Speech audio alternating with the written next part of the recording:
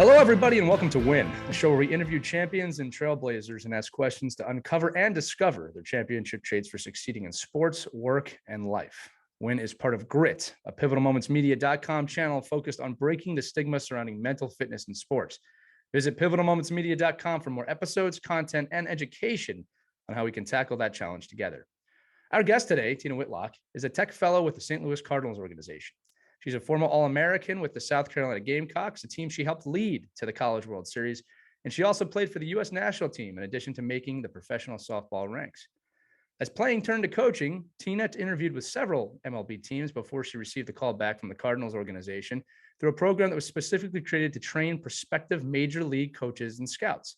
She became one of 5 women coaches in the minors with the role in addition to being the Cardinals' second woman hire.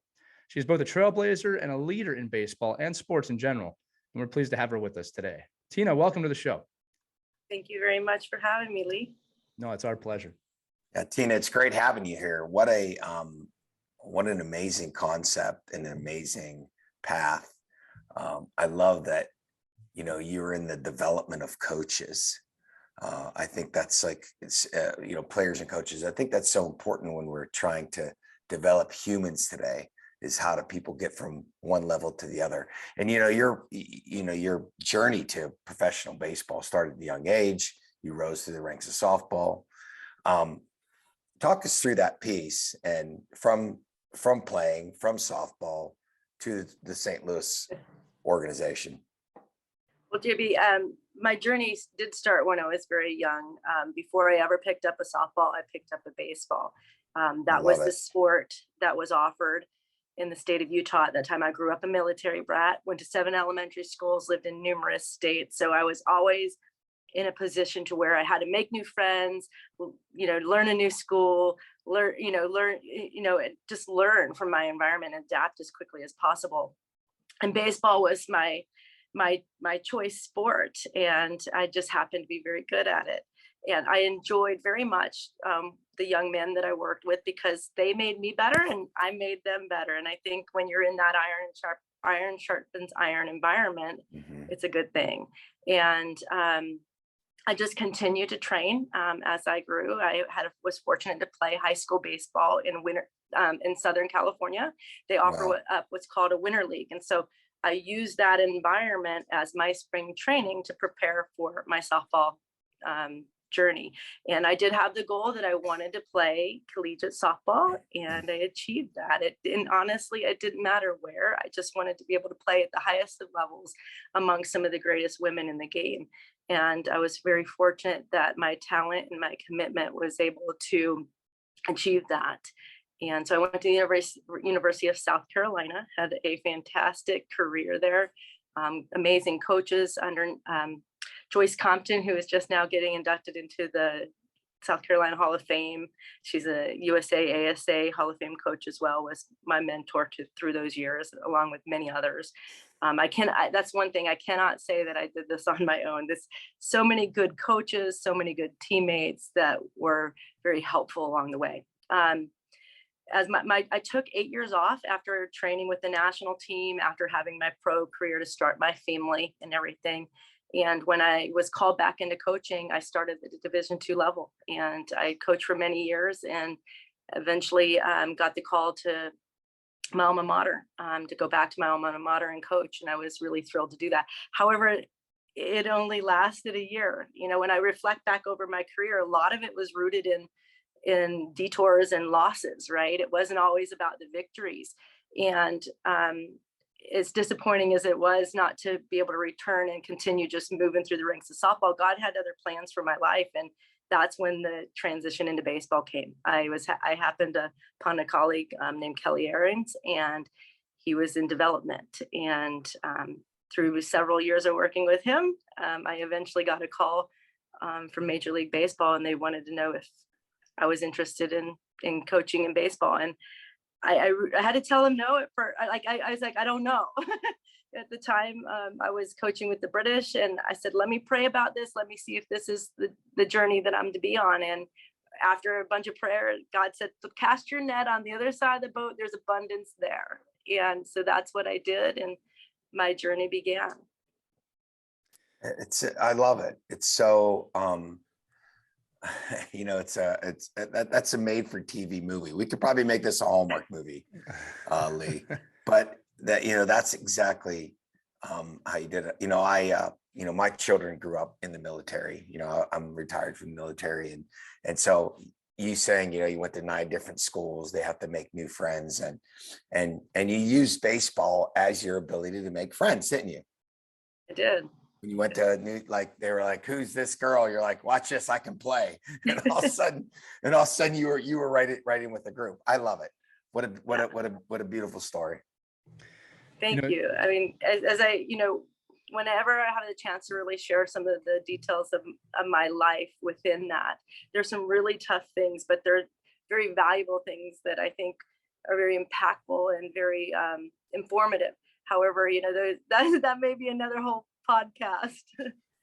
I'll tell you, and we talked about this in the pre-show too, that this show's all about those moments, right? We always say that the championship moment or the Hall of Fame moment is just a moment, right? Everything that leads up to that moment is actually the I don't want to say the value, but the journey, which is really the key to the whole thing, is what we don't explore enough as society. We're always focused on the trophy raising, banner raising moment. And again, it's just a small piece of it. One of the other things we talked about before we started recording is you had a really interesting perspective on this, which I want to share with the audience, is women in sport. And I love your approach to this. But in the past week, it's really been an incredible one for women in sports. Several positions in management, front office, coaching, scouting were filled by highly qualified individuals across multiple sports: hockey, football, baseball. And I think we still have a ways to go to kind of breaking the stigma of gender in sport. But how empowering is this for women in sports? And then please share the perspective that you had, because I think it's so important that we listen as men right now more than talk about this, right? Yeah, pretty amazing things that are happening. And I'm grateful for the women that I know in the game that serve as mentors and examples of just the perseverance it takes to achieve, something in any career field, right? They're pioneers, right? But more than that, they are game changers. And to me, I think that's the perspective I have. I personally didn't come into baseball because I wanted to smash some glass ceilings. That was not my motivation. I wanted to be that game changer. I wanted to be impactful. And like I had said earlier, this was all about just casting my net on the other side of the boat. And I use the word dynamic.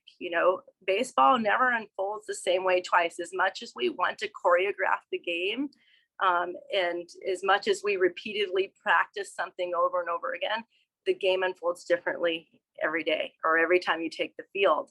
And for me personally, I think the word dynamic is perfect. When we bring different people, whether male or female or from different countries, into the game, we're going to get many different perspectives, and it's going to be a very dynamic environment. And when that environment's dynamic, you're going to get a better product as the game unfolds. And I think that that's a very important thing. I'll say this too, following up to that, and we've interviewed several successful women on this show, and they all share the sentiment of like, I just love the game. I want to get involved in the game. I think you're right. While glass ceilings, it is important to break them. If that's the goal, if that's the sole goal, it might not happen, right? You have to love the game just like anybody else. And again, in my experience, every person of diversity, gender or race, that's the same sentiments, right? No, I just love the game. I want to make an impact in the game. And you've done that. And again, I think, while I said it in the question, we do have a long way to go. The more normalizing that we can do of, it's not a woman in baseball, it's a person in baseball that knows baseball, and you can learn from this person, right? I've said this all the time in hockey. If I can learn from anyone, I'm going to learn from them. There's no stigma for me in terms of education, but that's kind of what we have to break. And I will say this, you are a trailblazer, even if you didn't set out to be one, right? You are one. And I like I said, I'm humbled to be with you on here today because of that. Go ahead, JB. Christina, I'm not as familiar with your story as Lee is, and so maybe some of our listeners aren't, but your specific program with MLB, talk us through how that actually came about and the specifics of that. So it was 2000 and I believe 18, and I was preparing for the World Games in Japan. I was coaching with the British national team at the time, and when I wasn't doing training with the softball team, I was also training youth in baseball. The development side of the game, sports testing, gathering the data on the numbers for development, and I received a call or an email and then a call from Tyrone Brooks. And Tyrone Brooks is part of the diversity and inclusion program with Major League Baseball. And he has done a wonderful job of just really making sure that the vision is reached, that it comes to fruition.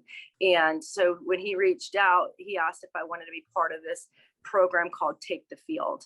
And Take the Field starts at the winter meetings, and it's a 2-day event, and you go in and we listen to various speakers. We have mock interviews. Sometimes it's with people who major league coaches, major league development directors, for women that are already in the game and what they've achieved. So it's a 2-day program filled with a lot of stuff, and then opportunity, right, to be amongst the people in the game that are making the big decisions. And so for 2 years I attended that event, and then we had COVID, so everything's been virtual since then. But those in-person events during the winter meetings were fabulous as far as just building out a network. And for me personally, that's what I needed to do, was get into the baseball community, make friends, make colleagues, and again, kind of like a whole new school, right? Going to a new state, new environment, and just maximizing those resources.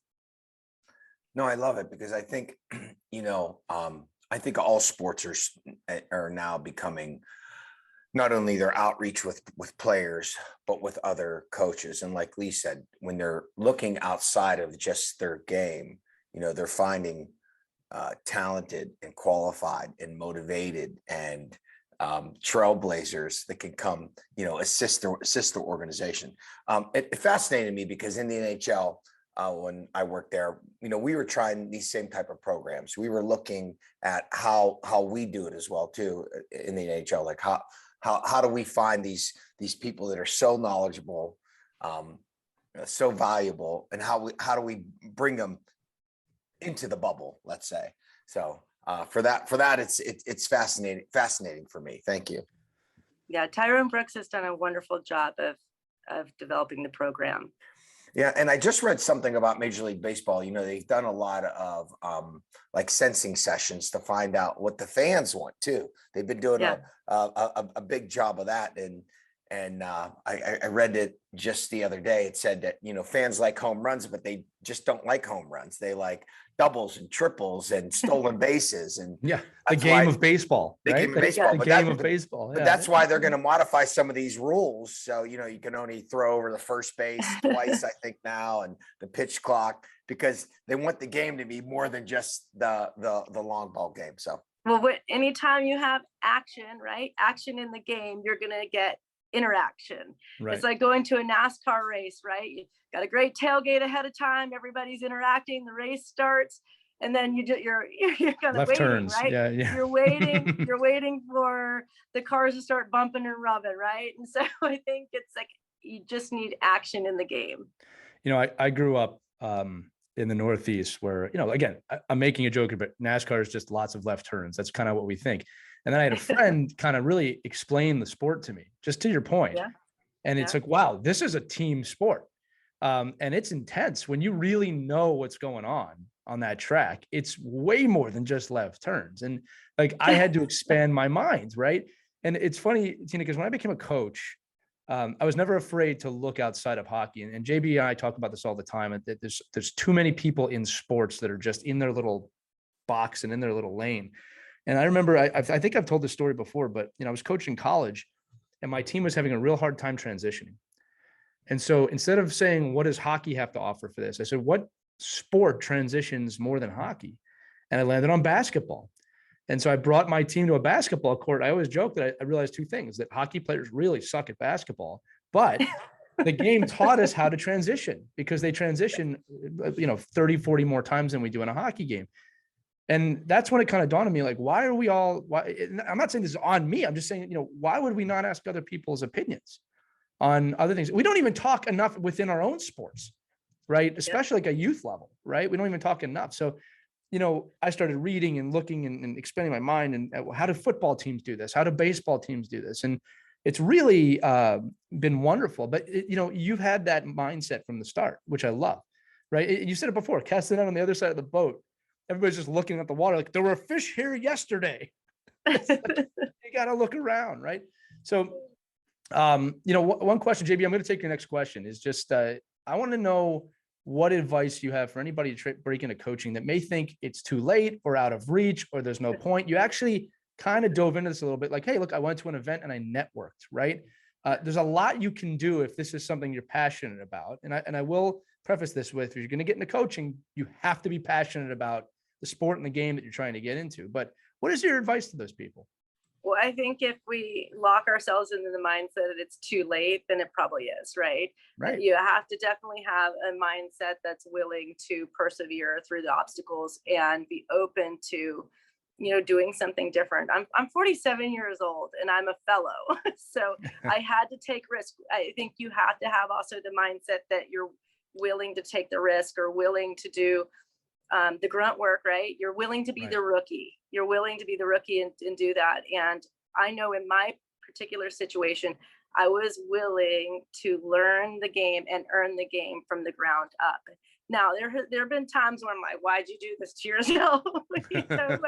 But at the same time, I'm like, nope, you're committed to doing this. Stay committed. I think, that's going to be very important. I think some other pieces of advice would be, get as many mentors in the game as possible. And I was fortunate that I've had lots of good mentors, and I have not run into anybody that has been disrespectful in any way in regards to when I approach them about talking the game or sharing their stories. That's one thing I love about baseball, is everybody that's been in the game for any length of time loves to share the stories of the game. And usually that leads to conversations about camaraderie, right? And it may not even be about the game itself. It might have been the stuff that led up to the game, or the things that transitioned after the game. So to me, there's a lot of very valuable things that mentors can share, like the unwritten rules, Right. I would say also in a resume, making sure that your resume is full of people that can vouch for you, that are willing to be they're your advocate. Right. That was some advice that I had gotten from a colleague, was, hey, you need an advocate in the game. And so I've gone out and I've gotten several, people that were willing to be that for me. And because my resume was full of top caliber softball people, but I needed people within the industry of baseball. I think that's fantastic advice. Yeah. Keep going. And you need one of those people to give you a shot, Christine, as you know. That's it. Right. That's it. You only need one person to give you a shot. Something comes up, you fit for it, and they see your talent, and then something opens up that fits your talent, right? And then you're off to the races. I think that's where the willingness comes in too, because I know, like with what I'm doing here in tech, I'm not an expert at tech. I have a little bit of background. I've made lots of mistakes, but I was willing to learn it and willing to take that risk. So I think, again, just having that mindset will help as well. Also, specialization. I was not a specialized coach coming up in the women's game the time that I did. My coach was like everything at times, at South Carolina, not so much, more so. And, my women's open teams and things like that, they had to be, fulfill various roles. And then when I was a coach at the lower levels, I was the strength coach, I was the academic advisor, all of these things. So, but I was a pitching coach and a hitting coach and all of those things. So I think that in baseball, you specialize more. So I'd say that anybody that wants to get in the game, understand that baseball specializes more. So that means there's more opportunities for you to really fine tune your expertise. And that's kind of where I'm at right now, is I'm learning, where do I fit in a way that I can specialize? These are some fantastic points you're bringing up for our audience that I want to reiterate here. Because finding your role in coaching is an interesting one. All young coaches, in my experience, most young coaches go, I have to do everything. I have to know everything and do everything. And look, there's a little bit of a chip on the shoulder there when you start coaching, which is probably not a bad thing. A lot of successful coaches have started out like that, but you have to be patient, and you will realize pretty quickly, the longer you stay in the game, that, well, okay, I'm really good at this side of coaching. All right. It took me a few years to realize, well, I'm really good at the team building side of things. And I love it.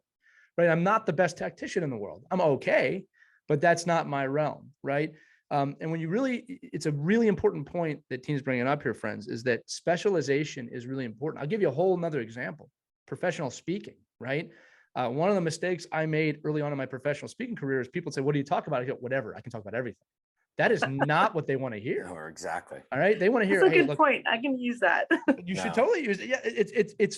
It's important when people say, "What do you speak about?" I speak about this, and I'm going to change your culture like this because I know this. Right. It's the same thing in coaching. When I go to coaching interviews now, I go, I'm a team builder, and I will get your guys or girls working together better than they ever have before for the course of the season. That's impactful, right? I'm an expert in that, and I'm always trying to learn. That brings me to the second point you brought up, Tina. I'm a big fan of Ted Lasso, and there's that great scene in season 1 where he's playing darts, and he says, be curious, not judgmental, right? And I always reflect on that quote, because here's the thing: when you really think about it, what's the difference between a fan and a coach? Well, fans are just judgmental. They'll tell you everything you're doing wrong. They'll tell you everything that needs to happen because they know the game. They've been watching the game for 30 years. And don't get me wrong, fans are very important to the sport. We don't have sports without them.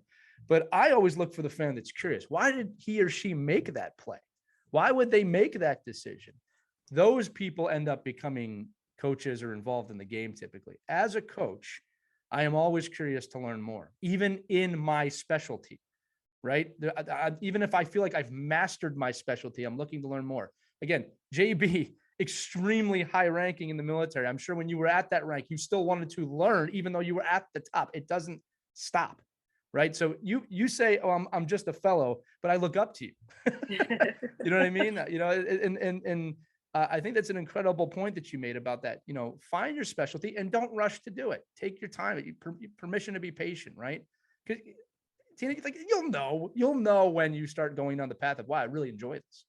But I thought we actually have a coffee mug at our office that sits on the counter. It has that same quote. Which, with a be curious, not judgmental. Yes. Yeah. But I would also say that those fans, they're probably just honest as well. Not always judgmental, just honest. I think sometimes we need a little more of that.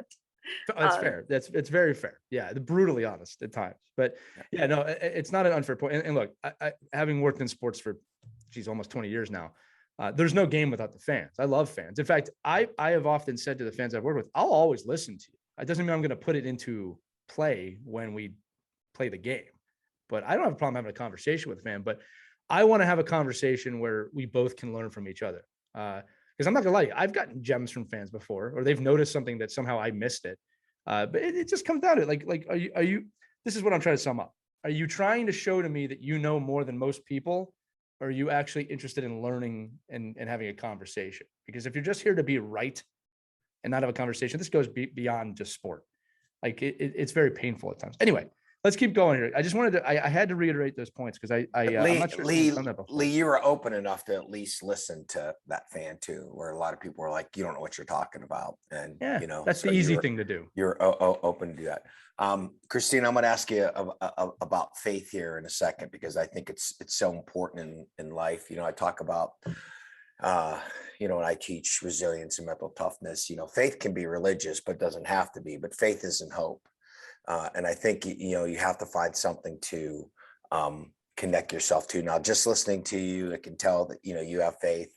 I'm a Christian. I believe in that. And so just talk about like the role faith has in your life and the importance that it helps you believe in yourself and accomplish your path. And, I like the two things that you said today, before you took the role in, Major League Baseball, you prayed about it. And the second thing, you're like, well, let me throw the net on the other side of the boat, which, Jesus told Peter there, throw your net on the other side of the boat and you'll catch fish. And you took that risk to do so. So just talk about faith in your life and how it's helped you. Well, since I was very young, I have always been a believer. And I think that when I was about 17, I decided that I was going to make that public profession of my faith. And again, that's a risk, right? That's a decision. We're making a commitment. And when we're young and make those commitments, and even when we're older, make those commitments, I think we don't realize what that comes with.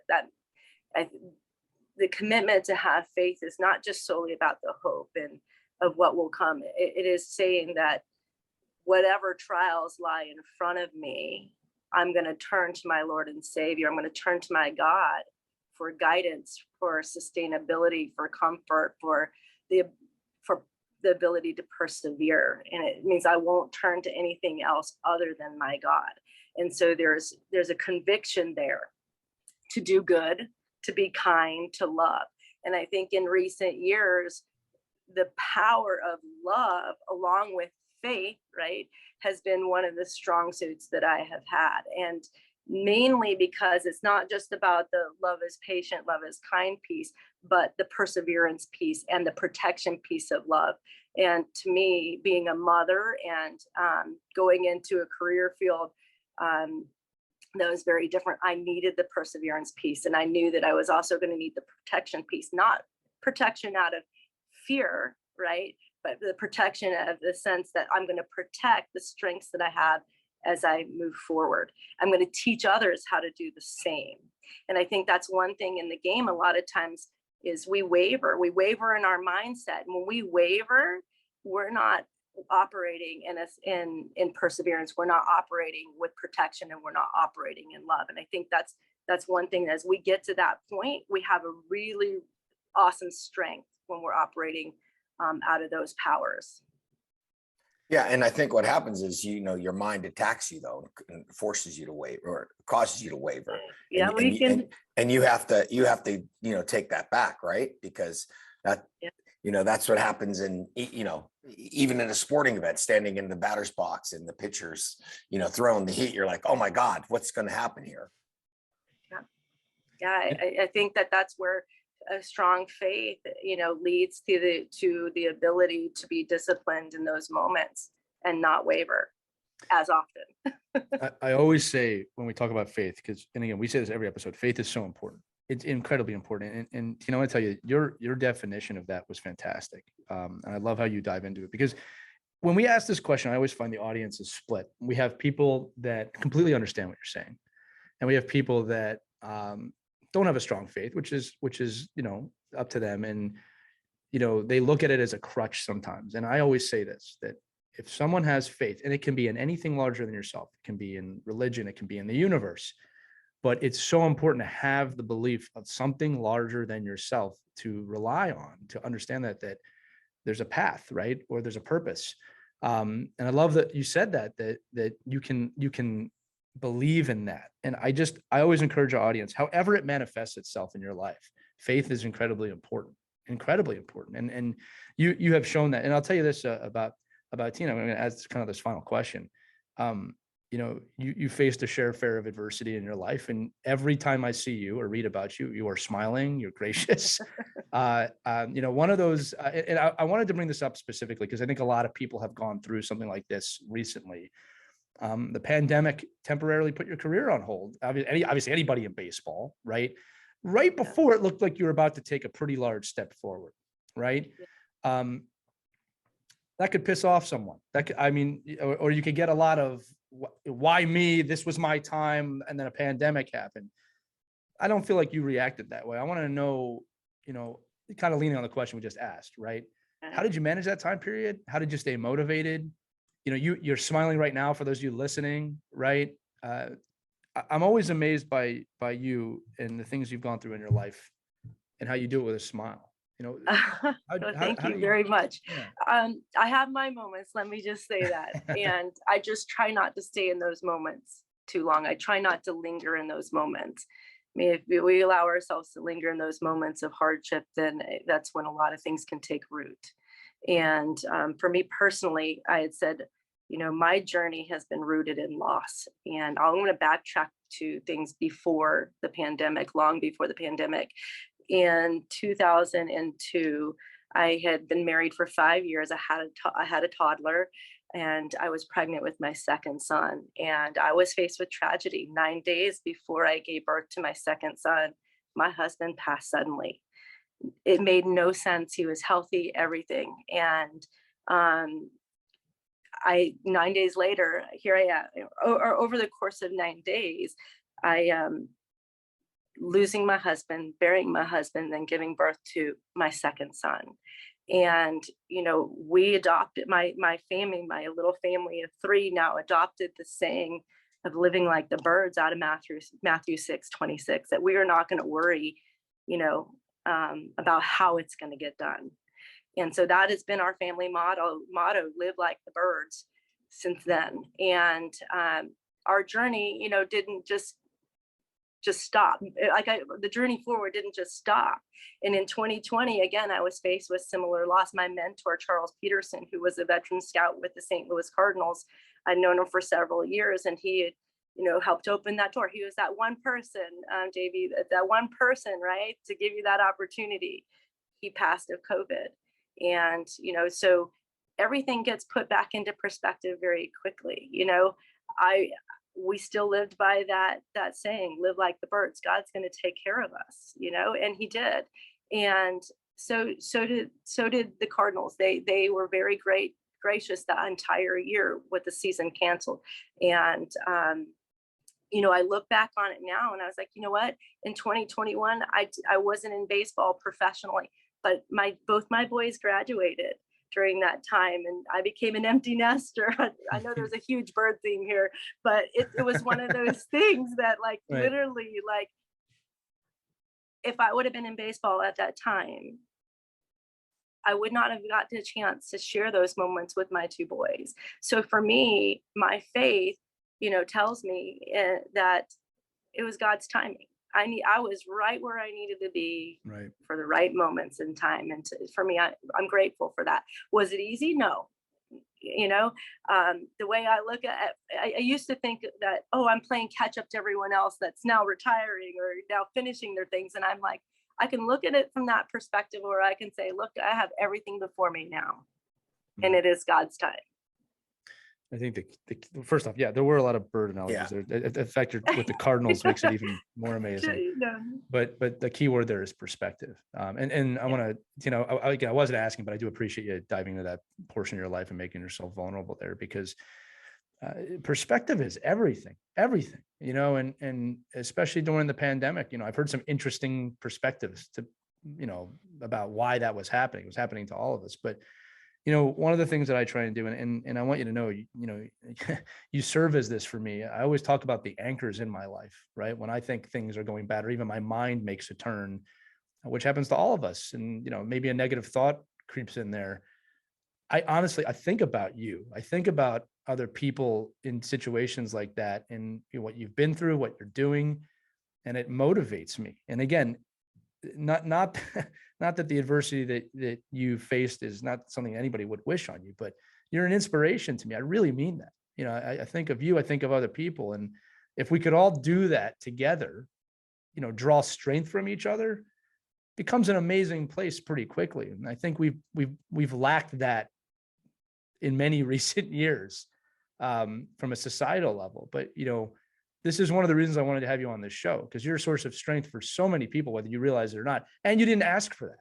You just are to me. So again, I'm not trying to get on a soapbox. I just, I remember that after I've interviewed on another show, for those who don't know, and I remember I never forgot your story after that. And I go, wow, that's an amazing story. So, well, Lee, and Lee, in the entire time she talked here today and talking about, failures and tragedy, she never once said, Christina, you never once said, why me? Right. You never once said, why me? You said, okay, we're going to figure this out. There is a path for us to go. And I think that's just so important. When people hit adversity, they want to be like, oh, this happened to me, poor me, why me? No. You didn't even look at it that way. You're like, there's a reason for everything. Obviously, heartfelt loss, and you picked up your family and you continued to press on. I think it's so important to do that. And that's the inspiration that you can give to others. And when people learn that they can overcome even the toughest adversity, people don't get their coffee right at Starbucks and they have a meltdown, right? I've seen that, and it's disgusting. Yeah. Right. They don't get their coffee right. And so I think that it's so important for that. Thank you for that, Christina, and for sharing that. You're welcome. Yeah. I mean, the adversity doesn't come with its mistakes, or those times where you just, you didn't get off track a moment, right? Yeah. But I think the key to it is that you return, right? That you have the conviction to return to doing the things that are right for you, for the people that you surround yourself, and for the people that God's going to bring into your life. Yeah, I think it's so important. Christine, I just want to tell, just to change a little bit here, I just wanted to tell you a funny story. I know you appreciate it. So I had a little, when I was in the military, I had a little side hustle. I refereed hockey and I umpired baseball. And it was always, little town stuff and that sort of thing. And one Saturday morning, the scheduler called me at like 5:30 in the morning. And he's like, hey, can you go do this girls softball tournament in New Jersey, this big tournament, girls softball. And I'm like, I've not done softball. I have no idea. And I showed up to this tournament and there probably were 100 teams. And, like these girls came in vans with like their team names on there and, Mizuno and everything else. And I'm doing this 13-year-old girls softball games umpiring. And it was so stressful. I was somehow I got through the day and I'm like, oh my gosh, I'm never doing that again. I get home, the scheduler calls me because they loved you. They want you to come back tomorrow. I'm like, time out a second. I think I'd rather go back to combat than do that. But it was my first experience doing softball. And again, it was an elite level, it was an elite level softball. Yeah. Softball tournament, coaches in uniforms, parents in uniform. And I was just like, it was, and New Jersey. So put that on. Oh yeah. Definitely intense situation there. And I'm sure there was probably a few people upset about gate fees. So, but that's awesome. Yes. After I finished my travel ball days, that's when all the trailers and the vans and all that with all the decals and logos, it's grown into a monster. I walked in and I was like, oh my gosh, trailers, vans, everything else. And it was like, it was like a scene out of, one of those funny movies that, the girl pitched the first one and the catcher caught it. And I was like a little delayed and I was like, strike. And they were like, you were Enrique Palazzo. The fans erupted, but anyway, so I learned a lot that weekend. I'll tell you a couple of things. This man has seen some amazing things in his life, and now I'm glad that I know what terrifies you, JB. So next time I need to get something done, I'm just going to ask you to go to New Jersey and be an umpire. Yeah. Just to close this out, I did a couple of notes I have here. I look for congruencies in episodes with 40 plus people we've interviewed. I look for the things that are similar. And there's two that stood out to me from what you were saying. One of the things I've noticed is that the people that succeed want to give back. They want to take from their experience, the good and especially the bad, and give back or help other people through that. I find that to be a major key of highly successful people. Is it's not just about them. They are driven to help others that are in similar situations and or like-minded situations. So that's one thing I noticed. The other thing that I noticed is this. And JB alluded to this about the way you've proceeded through this journey. And this is important for our audience, especially those of you who might be struggling. You are not alone. Even if you are physically alone, you're not alone, right? And I think you kind of champion that, right? That you said it, everything was the journey, my sons, together, we did this, my faith. You're not alone. And I promise you out there, if you feel alone, you just have to reach out. That might be the toughest part of it, is just reaching out to find someone or to find a mentor that's been going through something, but they're out there. And in your entire story, you were always looking for people to mentor you. You were always leaning on, you're not leaning, you were believing in your faith. You put yourself out there. We always say you get what you put out there. You put all this out there and it came back. right? So for those of you struggling or those of you not struggling, I think these are key elements of why our guest is where she's at, right? And I want to make sure that I note them, because that's really the purpose of the show, right? Is to uncover and discover those traits. And again, I'm gonna say it again. You said before, I'm just a fellow. I never have looked at you like that. You have gone further in Major League Baseball than I ever have, and probably will. So I can't thank you enough for being here today. Well, thank you very much for having me. I really truly hope and pray that, the things that I have spoken today are impactful to others. Today's sermon today at church was on that same topic, that you're not alone, that there's other people out there going through similar things or have gone through them, and they're already on the other side of that storm. And truly, truly a blessing to be where I'm at today, and I'm grateful for it. My father is retired military as well.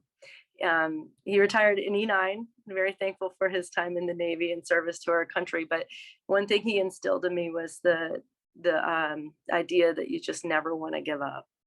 Love it. I love it. JB, any final words before I close this out? No, it was great, Christina. Thank you so much for this and your father's service and especially I think there's another aspect there of you being a military child traveling and doing all those things. I think a lot of kids today have no idea what that takes. And you did that, and it probably helped, solidify who you were too as a human. So yeah, I know. So I just got to throw in there too, JB, that male military spouses have an idea as well, because my wife served it. No, I'm teasing, but people. I think you were on Air Force bases, though, weren't you? I was. So you had it. I'm not going to deny that. I will say that anyone who serves, and that's the people serving in the family, and the spouse and families too. Absolutely, it's an amazing 100%. Tina, I can't thank you enough for being here today. That's going to do it for this episode of Win Championship Trades for Life. Again, we're powered by pivotalmomentsmedia.com. Check them out, learn more about our organization. Make sure to follow us and give us 5-star reviews wherever you listen. It helps us out a lot. But for Tina Whitlock and JB Spizzo, I am Lee Elias. Thanks so much for joining us. Keep an eye out for more episodes soon, wherever podcasts can be heard. Thanks for being here. Have a great day. Thanks so much for listening to this edition of Win Championship Trades for Life. If you like what you heard, go ahead and hit that subscribe button or that like button wherever you're listening, whether it's a podcast network, a social media network, or our website, pivotalmomentsmedia.com. And remember, Win is part of Grit, a Pivotal Moments Media channel, which is working to break the stigma surrounding mental fitness in sports. Again, visit pivotalmomentsmedia.com for more episodes, content, and education on how we can tackle that challenge together. Keep climbing, and we'll see you on the next episode.